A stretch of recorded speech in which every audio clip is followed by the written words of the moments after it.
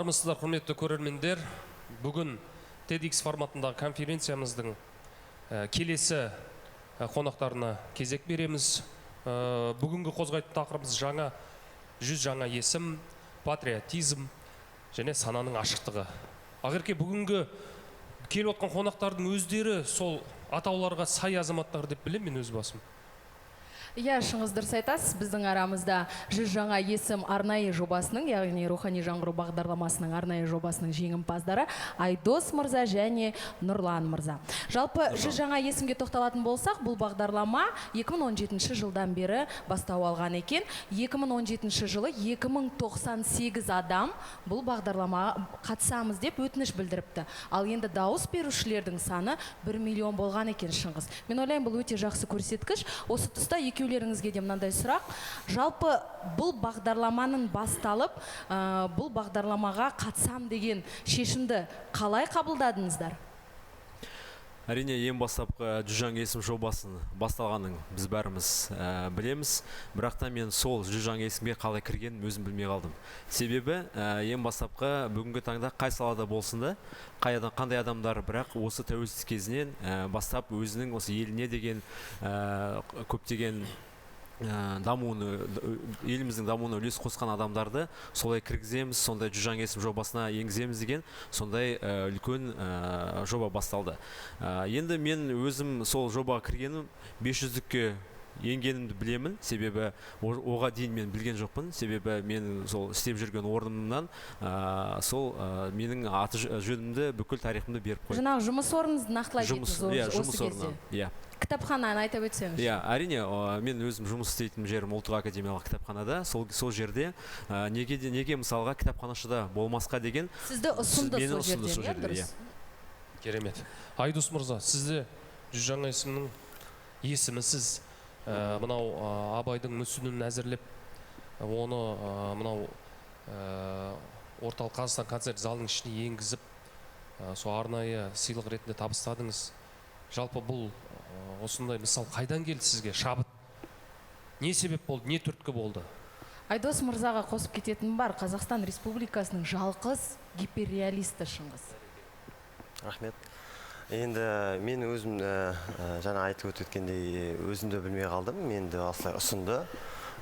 Мен басында білмей жүрдім, ол қандай жоба, сөйтсе осындай әжептәуір үлкен деңгейдегі жоба екен. Өте керекті жоба, мотивация жасайды жастарымызды, осындай патриоттыққа тәрбиелейді дегендей. Бұл жерде енді көптеген номинациялар бар, көптеген бағыттарды, соның үздіктің үздігін іріктейтін осындай жобалар, көп жобалар болу керек деймін. Бұндай жобаларды әлде де дамытуымыз керек. Сол кезде бізден көптеген жастар, жаңағындай талантты жастар көбейе береді деп ойлаймын.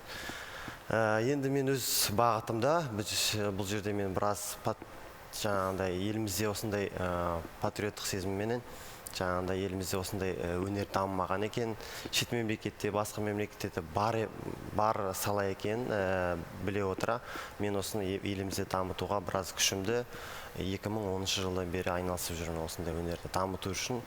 Біраз тер төгіп келе жатырмын, оны әлде де жасаймыз. Бұйырса осындай музей, шет мемлекеттегі Мадам Тюссо секілді музей біздің елімізде болғанын қалаймын.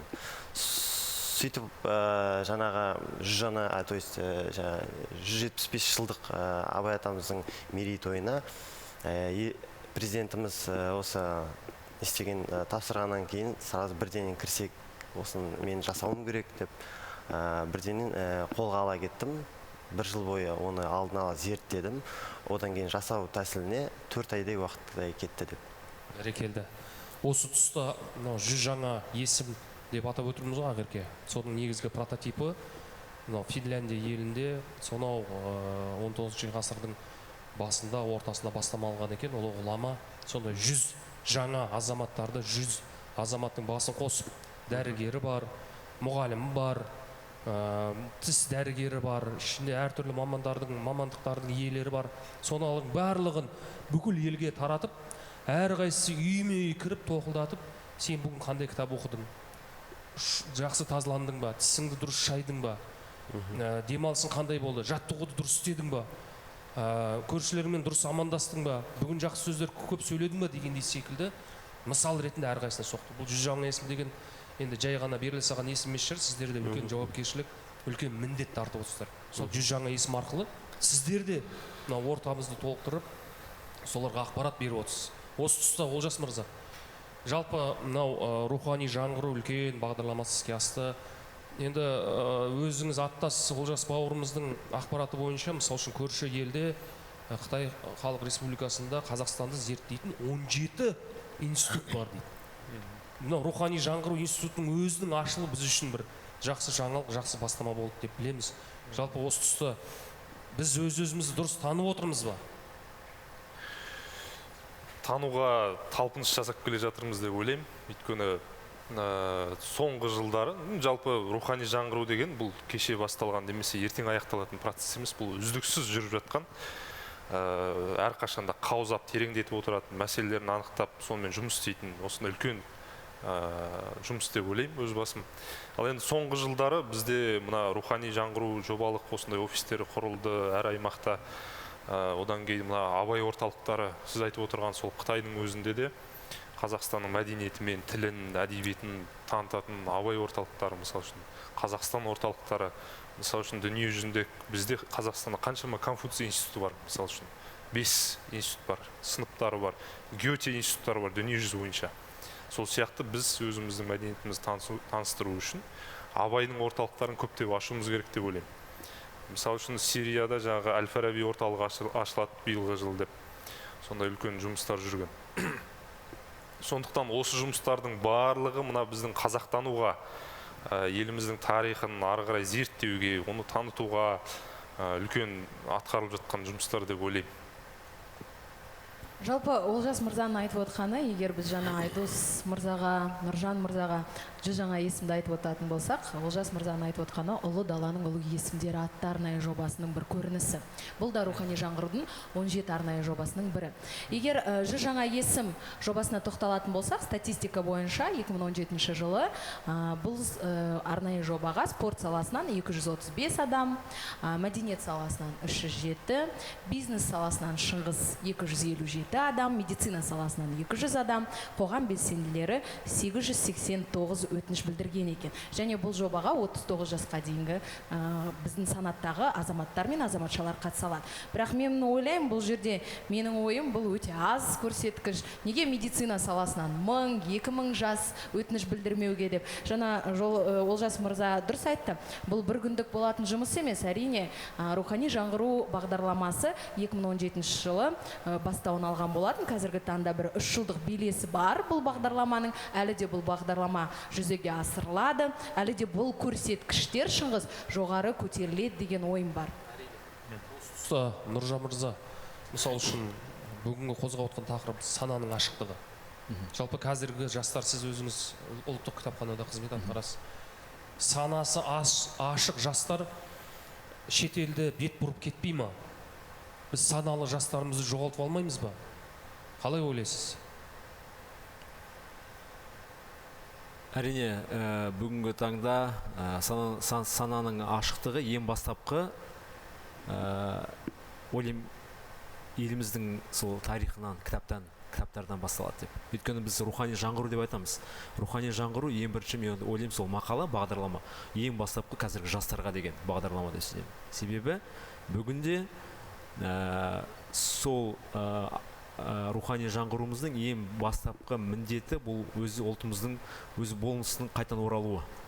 Ол бір. Екіншіден, сол ұлттық құндылықтарымызды сақтай отырып, ары қарай қазіргі жаңа дәуірге, жаңа заманға соны қайтадан көшіне елесу керекпіз.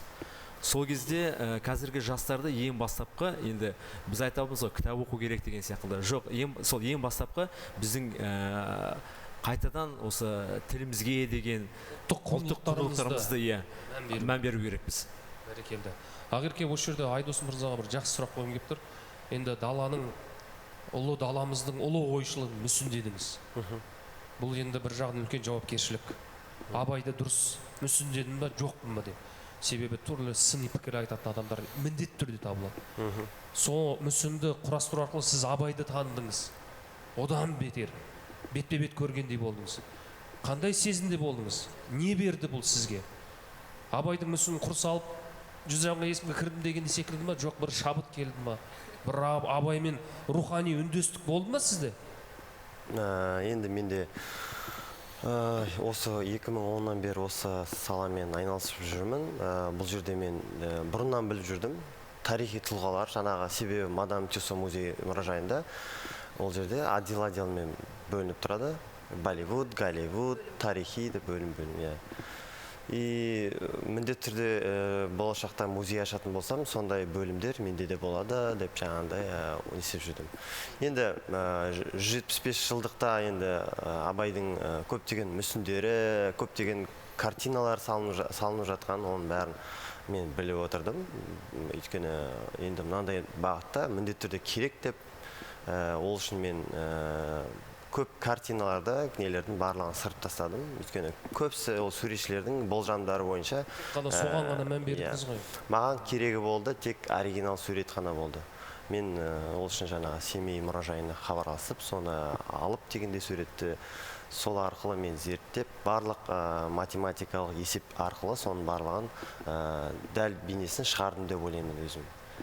Осы тұста айта кетсем, бұл жұмысты мен көрдім, Шыңғыс Абай Құнанбаевтың мүсінін.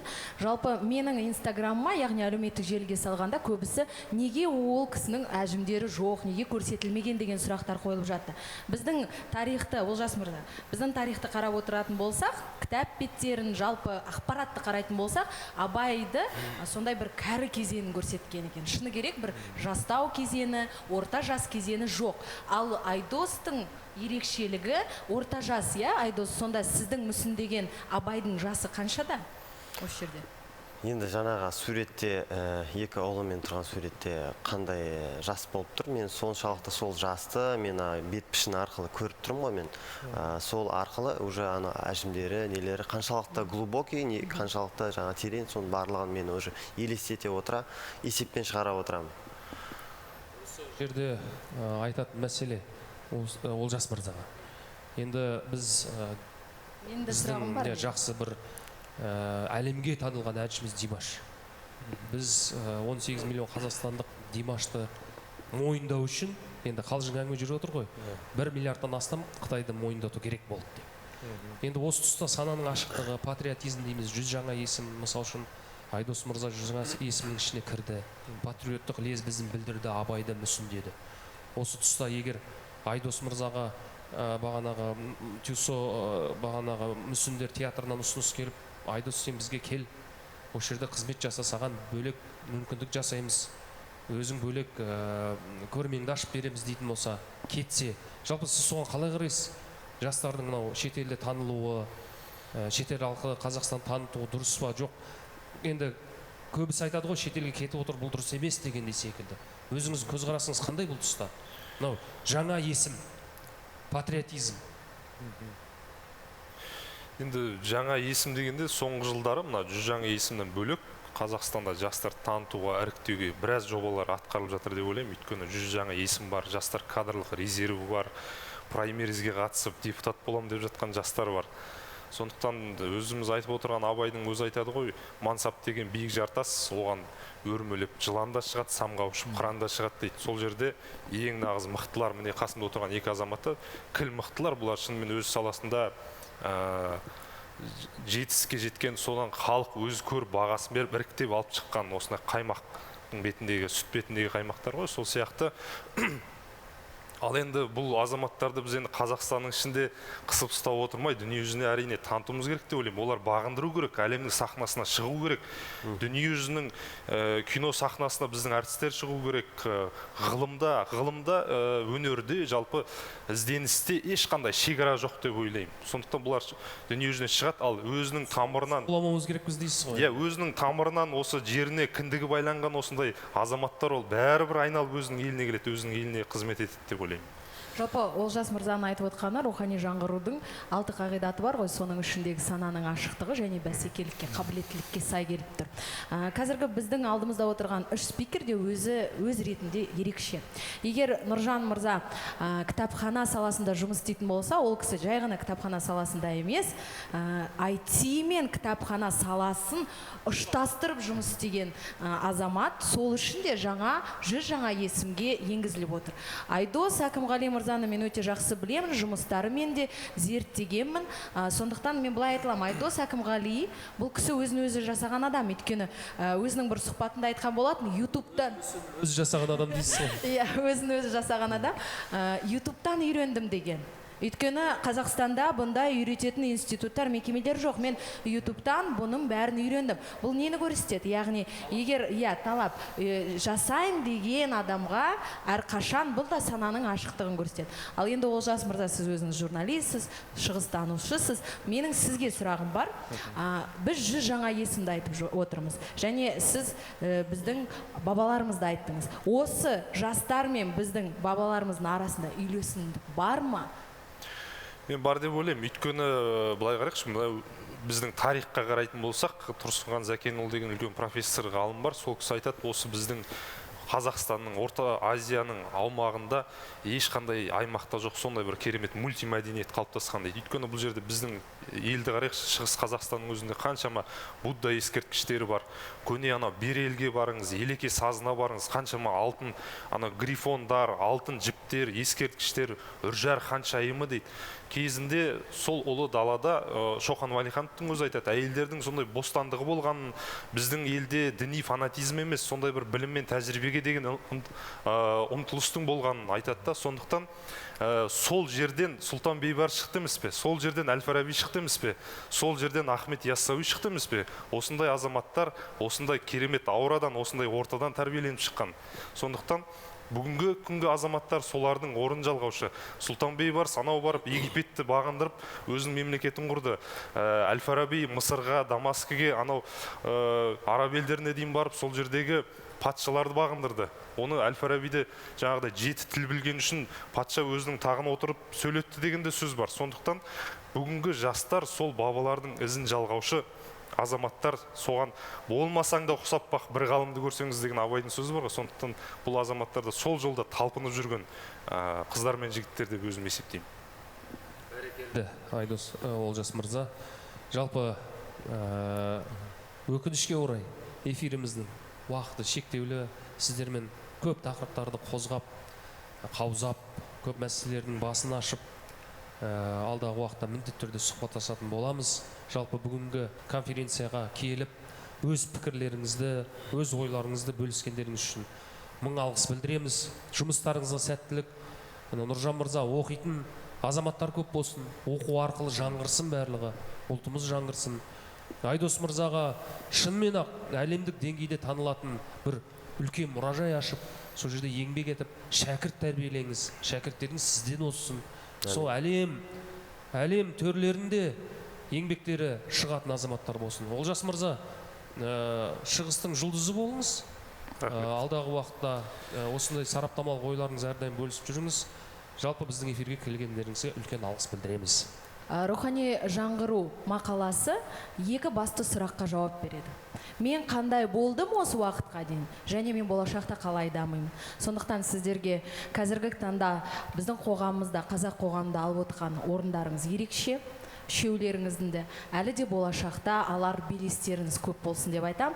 Біздің басты мақсатымыз Шыңғыз осы рухани жаңғыру бағдарламасының арнайы жобаларын ашу болған еді. Соның ішінде 100 жаңа есім, ұлы даланың ұлы есімдері және ежелгі өнер және технологиялар мұражайы арнайы бағдарламаларын ашу болған еді. Мен ойлаймын, біз мақсатымызға жеттік. Сондықтан сіздерге баршаларыңызға рахмет, сәттілік.